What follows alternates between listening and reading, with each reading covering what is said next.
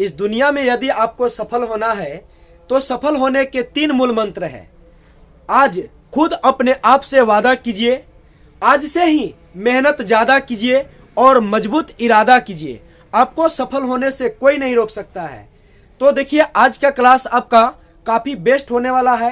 Class 12th का calculus का part 2 हम लोग करने वाले हैं, यानी इंटीग्रेशन। इसके पहले का जो आपका क्लास हुआ था उसमें आपको बताया गया था कि कैलकुलस को क्लास 12th में 2 भाग में बांटा गया है। पहला था डिफरेंशिएशन और दूसरी का क्या था, इंटीग्रेशन। तो हमारा डिफरेंशिएशन का पूरा क्लास खत्म हो चुका था और आज की क्लास में मैं आप लोग के लिए लाया हूं इंटीग्रेशन।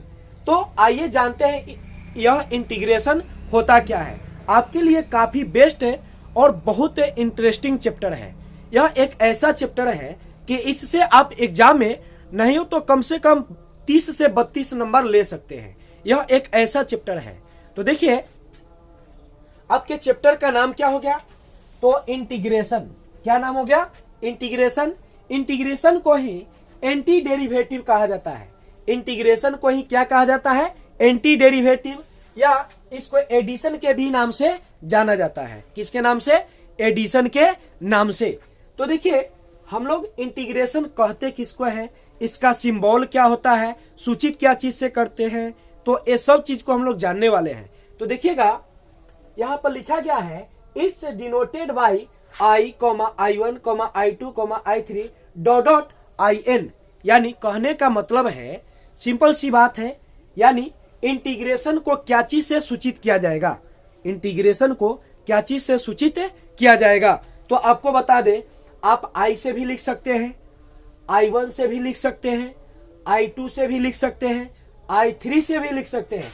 इसके अलावा और जो आपको अच्छा लगे उससे आप सूचित कर सकते हैं, बशर्ते उसमें क्या होनी चाहिए, आई होनी चाहिए। तो देखिए अब इंटीग्रेशन कहते किसको है, तो देखिए यहाँ पर इसका डिफिनीशन हो गया रिवर्स और रेसिप्रोकल। रिवर्स और reciprocal process of differentiation is called integration. कितना सिंपल इसका डिफिनीशन है, आपको ऐसे ही याद हो जाएगा क्लास में ही। देखिए कहेंगे रिवर्स और reciprocal process of differentiation is called integration. यानी सिंपल सा ये इंटीग्रेशन का डिफिनीशन हो गया। तो अब हम लोग जानते हैं इस इंटीग्रेशन को, यानी इसमें कै गो चैप्टर है, इसका सिंबल क्या होता है। तो देखिए इट्स सिंबल, यानी इंटीग्रेशन का यह आपका सिंबल हो गया। यदि किसी भी मैथ के अंदर या कहीं भी आपको इस प्रकार का साइन दिखाई देगा तो आप उसको क्या समझोगे, इंटीग्रेशन। इस प्रकार से ये दिखाई दे रहा है, देखिए ये आपका इंटीग्रेशन का चिन्ह हो गया। एस आप लिखते हैं ना, ABCD में एस ऐसे लिखते हैं, इसको पकड़ कर इसे खींच दीजिए, यह इंटीग्रेशन का साइन बन जाएगा। समझ में आया। तो देखिए तो इंटीग्रेशन का सिंबल आपने समझ गया, या इसको ऐसे भी लिख सकते हैं 1/डेल्टा। तो देखिए ये सिंबल हो गया, ये इसका मतलब सूचित क्या चीज से करेंगे ये हो गया। उसके बाद में इसका डिफिनीशन भी हो गया। अब हम लोग को जानना है इसका मतलब क्वेश्चन किस टाइप का इसमें क्वेश्चन देता है। तो देखिए यहाँ पर लिखा हुआ है let i equal to integration of fx dx। तो इसमें इसी टाइप का क्वेश्चन देता है और उसका आपसे मान पूछ लेता है। तो देखिए ये तो हम लोग अभी जस्ट जानेंगे कि इसमें क्वेश्चन क्या है, फॉर्मूला कितना सारा है, ये सब हम लोग जानेंगे। लेकिन इसके पहले जान लेते हैं कि इस इंटीग्रेशन के अंदर कुल मिलाकर चैप्टर कितने हैं। तो इसमें देखिए 4 चैप्टर है। कुल कितने चैप्टर है, 4 है। पहला चैप्टर आपका क्या हो गया, तो पहला चैप्टर हो गया इनडिफिनिट इंटीग्रेशन। पहला चैप्टर क्या हो गया, इनडिफिनिट इंटीग्रेशन। और दूसरी का हो गया डिफिनिट इंटीग्रेशन। तो देखिए पहला जो आपका है इनडिफिनिट इंटीग्रेशन, मतलब कहने का मतलब हुआ इसमें कोई लिमिट नहीं रहेगा, कोई लिमिट नहीं रहेगा। जैसे आप यहाँ पर देख सकते हैं, सिंपल यहाँ पर मान लीजिए fx कोई फलन है, तो अगर इसका आप इंटीग्रेशन करोगे तो यहाँ पर क्या आएगा, x आएगा। और यहाँ पर c मालूम है क्या है, तो c इसमें कांस्टेंट है। c इसमें क्या है, कांस्टेंट है, क्योंकि यह इनडिफिनिट इंटीग्रेशन है। तो इनडिफिनिट इंटीग्रेशन के साथ हमेशा कांस्टेंट लगाना पड़ता है। तो आप यहाँ पे c या k लगा सकते हैं। बात समझ में आया। और देखिए दूसरी का चैप्टर है और इससे बड़ा चैप्टर यानी इनडिफिनिट से बड़ा होता है क्या, डिफिनिट। और ये आपका पॉइंट ऑफ मतलब एग्जाम के व्यू से आपका बहुत अच्छा चैप्टर माना जाता है किसको, डिफिनिट इंटीग्रेशन को। तो एक क्या होता है डिफिनिट इंटीग्रेशन, तो देखिए जैसे यहाँ पर लोअर लिमिट ए हो गया, अपर लिमिट बी हो गया, और यहाँ पर मान लीजिए एफ एक्स कोई फलन है, तो इस टाइप का क्वेश्चन इसमें मिलता है। दूसरी और तीसरी का चैप्टर क्या हो गया, तो प्रॉपर्टीज ऑफ डिफिनिट इंटीग्रेशन, यानी इंटीग्रेशन का तीसरी का चैप्टर हो गया जिसका नाम है properties of definite integration.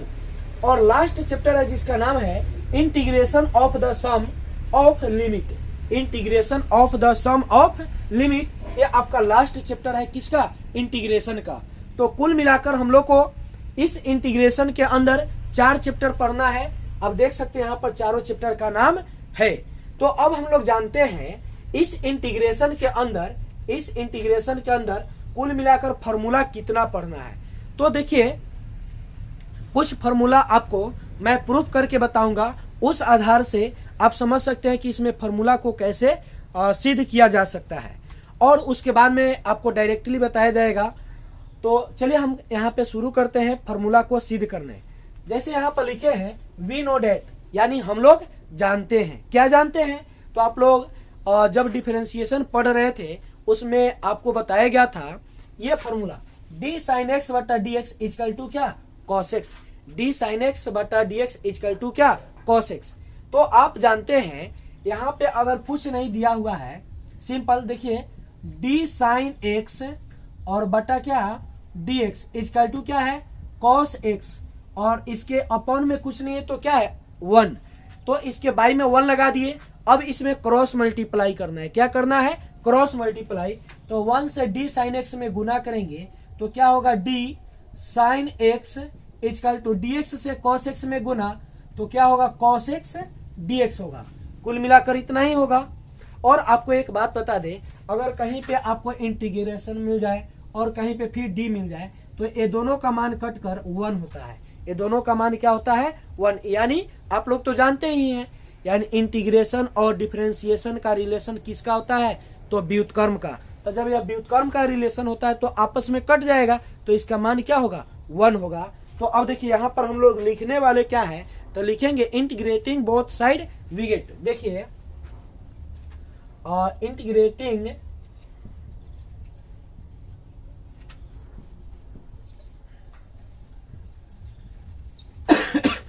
Integrating both side we get, यानी दोनों तरफ समाकलन लेने पर, दोनों तरफ क्या लेने पर, समाकलन। समाकलन का मतलब क्या है, इंटीग्रेशन, यानी उसका साइन लेना है। तो यहाँ पर हम लेते हैं तो क्या होगा, और समाकलन d sine x equal to क्या, इंटीग्रेशन ऑफ कॉस एक्स, और क्या होगा, डी एक्स होगा। तो आप बताइए दोनों कटेगा तो क्या बचेगा, केवल साइन बचेगा। यानी कुल मिलाकर साइन एक्स और integration of cos x d x. इसलिए हम क्या कह सकते हैं, इसको हम कह सकते हैं इस प्रकार से, integration of cos x d x equal to क्या, साइन एक्स। यह आपका पहला फॉर्मूला सिद्ध हो गया। समझ में आया कि नहीं आया। तो इसी आधार पे इसका जो भी फॉर्मूला होता है उसको हम लोग प्रूफ करेंगे। जैसे एक और को ले लीजिए, आप लोग जानते हैं यहां पर लिखा जाएगा we know that, we know that. देखिए यहां पर फॉर्मूला डिफरेंशिएशन में क्या पढ़े थे, तो डी कॉस एक्स और बटा में डी एक्स इजकल टू क्या, माइनस साइन एक्स। यही जानते हैं ना, डी कॉस एक्स बटा डी एक्स इजकल टू क्या होता है, माइनस साइन एक्स। यानी कॉस का डिफरेंशिएशन क्या होता है भाई, तो क्या होता है, माइनस साइन एक्स होता है। तो ठीक यहाँ पर जैसे इसमें काम किया गया वैसे ही यहाँ पर करेंगे।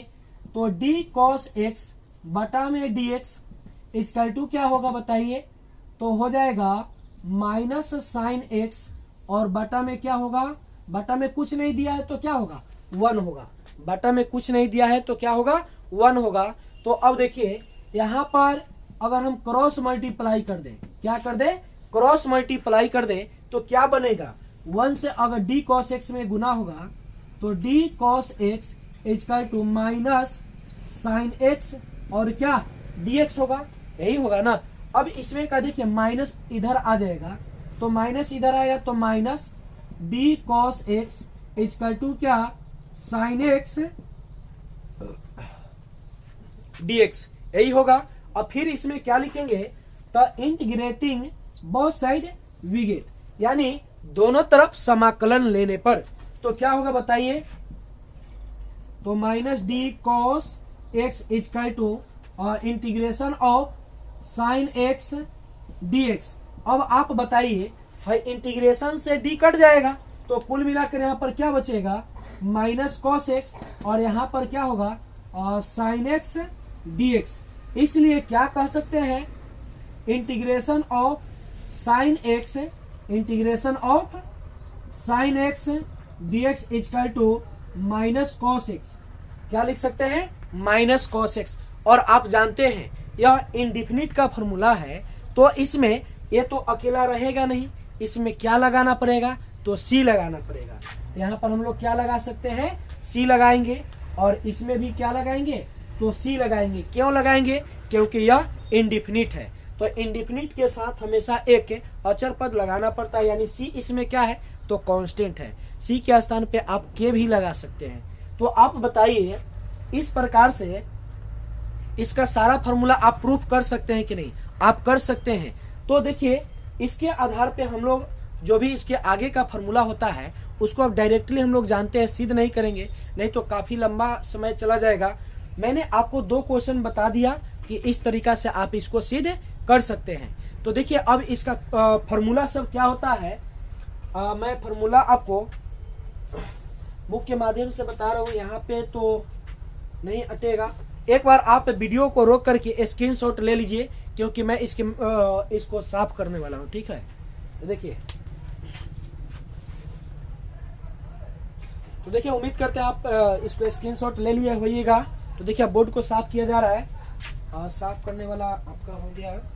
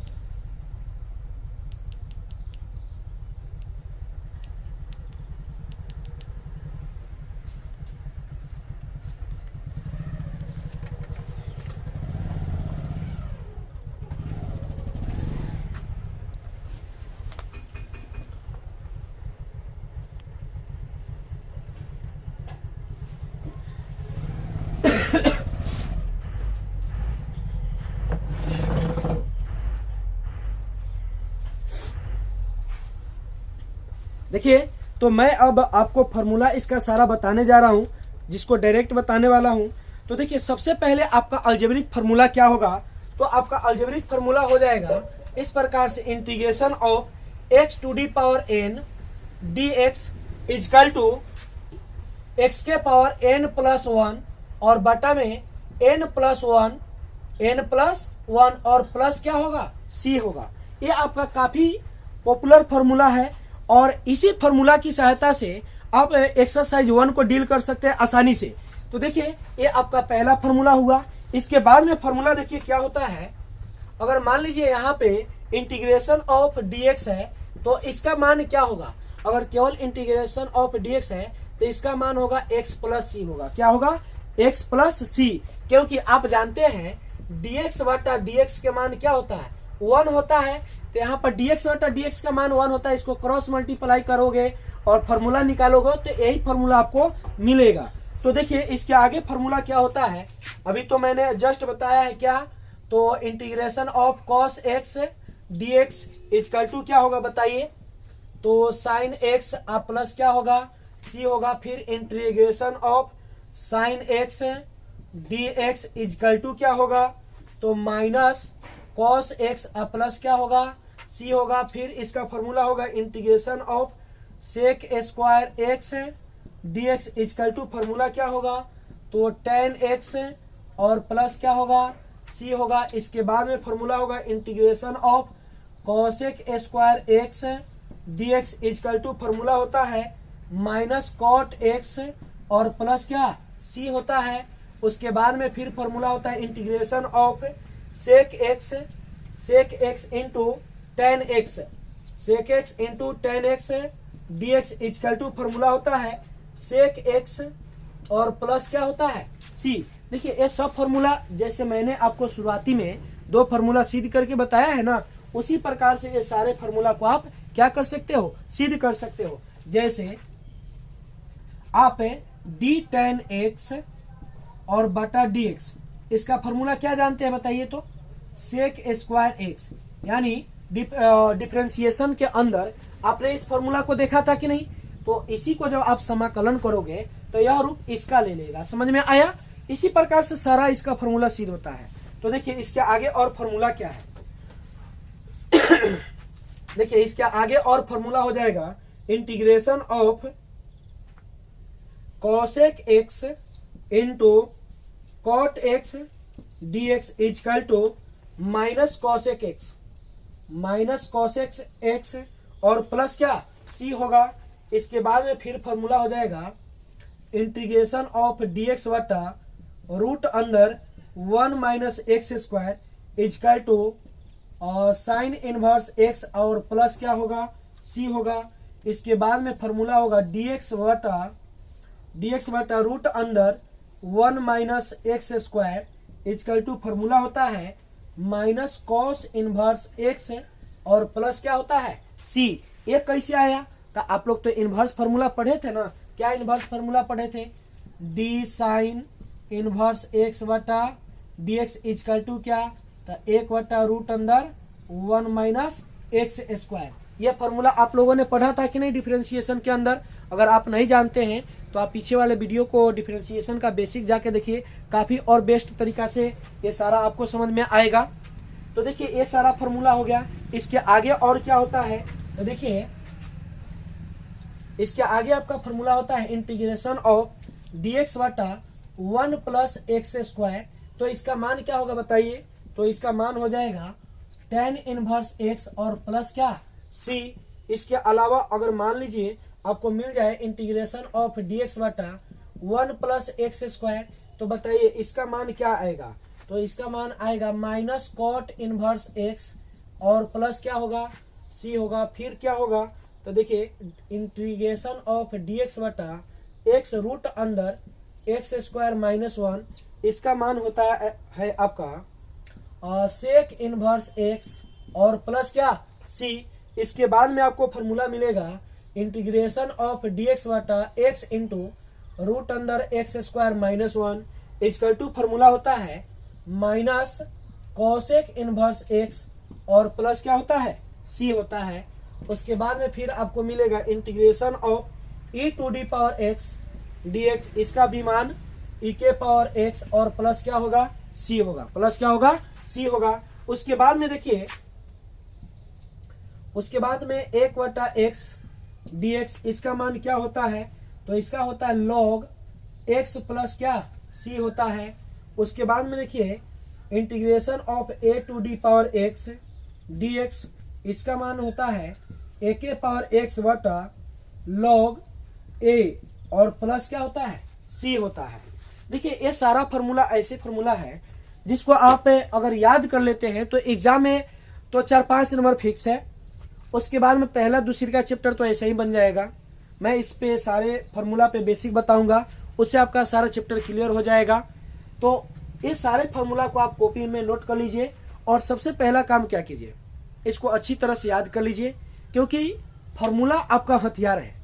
अगर फॉर्मूला आपको याद नहीं रहेगा तो समझिए कोनो चैप्टर आसानी से नहीं बन पाएगा, काफी परेशानी का सामना करना पड़ेगा।